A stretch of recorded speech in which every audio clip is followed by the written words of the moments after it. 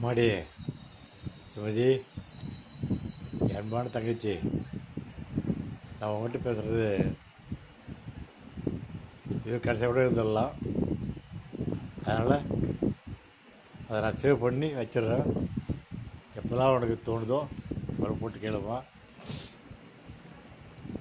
இப்போது ஃபேஸ்புக் வந்த பிறகு பண்ண மாதிரி ஒரு பாசக்காரி ஒரு தங்கச்சி எனக்கு அமைஞ்சது பெரிய விஷயம். எனக்கு போய் 10 வருஷம் ஒரு அண்ணன் தங்கி நம்ம வாழ்ந்துட்டுருக்கோம்.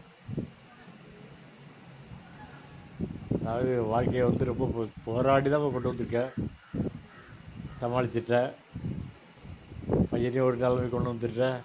பிள்ளை படிக்க வச்சுட்டேன். வீட்டுக்காரையும் இது வரைக்கும் கொண்டு வந்துட்டேன். சமாளிச்சிட்டேன். உட முடியாமல் இருக்கிறாரு, அவரை பார்க்குறேன். பார்த்துக்கோ, வாழ்க்கையை தைரியமாக கொண்டு வா. இப்போ என்னென்னா, கணவருக்காக நீ உழைச்சாகணும். வீட்டு குடும்பத்தலைவராக நீ உழைச்சாகணும். இதை தாண்டிட்டு தம்பிக்கு ஒரு வாழ்க்கை அமைக்கணும், பாப்பா ஒரு வாழ்க்கை அமைக்கணும். இதெல்லாம் கடைசியாக தம்பி தலை தான் விடியும். தம்பி தான் அடுத்து பார்க்கணும். உங்களையும் பார்க்கணும், தங்கச்சியை பார்க்கணும், குடும்பத்தையும் பார்க்கணும்.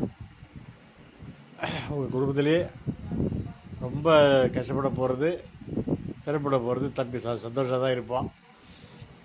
என்ன காலையில் போனோம், ஜாலியாக படித்தா, ஜாலியாக இந்த மாதிரி இல்லாமல் அரசில் வேலைக்கு போயிட்டான், சம்பாதிக்கிற ஆரம்பிச்சிட்டான், குடும்பத்தை பார்க்குறான். ஸோ அவனுக்கு திரும்ப லோடு வந்துட்டு தான் இருக்கும். தைரியமாகிடுவான். பார்த்துக்க, உடம்பு பார்த்துக்க. நல்ல மாதிரி குடும்ப கடனெல்லாம் முடிச்சிடு. என்னை பொறுத்த வரைக்கும் நல்ல வேலை கரெக்டாக முடிச்சிட்டேன். திடீர்னு இன்னும் கொஞ்சம் பக்கத்துலேருந்து பார்க்க முடியாமல் போயிடுது. நான் ஏன் அப்படி சொல்கிறேன். ஆனால் அந்த ஒன்று நல்லா நீ நல்லா இருப்பேன், நல்லா பண்ணி சொல்லுவேன். சூழல் அது இல்லை, எனக்கு நல்லா தெரியும். உடம்பு டெய்லி மாறிட்டே இருக்குது. ஆனால் இப்போ நடக்கிறதா விட்டு போச்சு. இப்போ வீட்டுக்குள்ளே உட்காந்துருக்கேன்.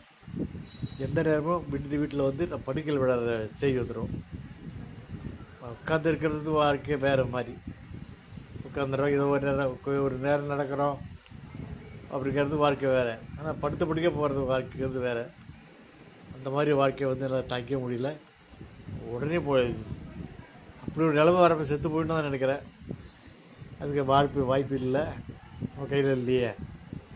போராட்ட தான் போகிறேன். ரொம்ப கஷ்டமாக இருக்குது. படுத்தபடியே விழுந்துட்டு அப்படின்னு எனக்கு பேச்சு வராது, சிந்தனையே இருக்காது. அந்த நிலைமை வரும்னா ரொம்ப பயந்து ஒவ்வொரு நிமிஷம் செத்துட்டு உட்காந்துருக்கேன். நல்லா வாழ்ந்துட்டோமா, ஒரு பாசக்காரி தங்கச்சியோடு வாழ்ந்துட்டேன். நல்லா பார்த்துக்கமா, தைரியமாக வாழ்க்கையை கொண்டு போ. என் மறுபடியும் நல்லா கவனிச்சிக்கோமா, பார்த்துக்கோ.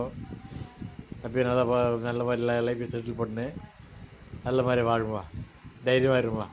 என்னுடைய வாழ்த்துக்கள். அதாவது ஒரு பாசமான அண்ணன் என்றைக்கும் என்னுடைய நினைவு எப்போ உங்கள் வீட்டில் தான் இருக்கும். நல்ல மாதிரி வாம்மா. வாழ்த்துக்கள்மா, வாழ்த்துக்கள். எல்லாம் நல்லது நடக்கும்.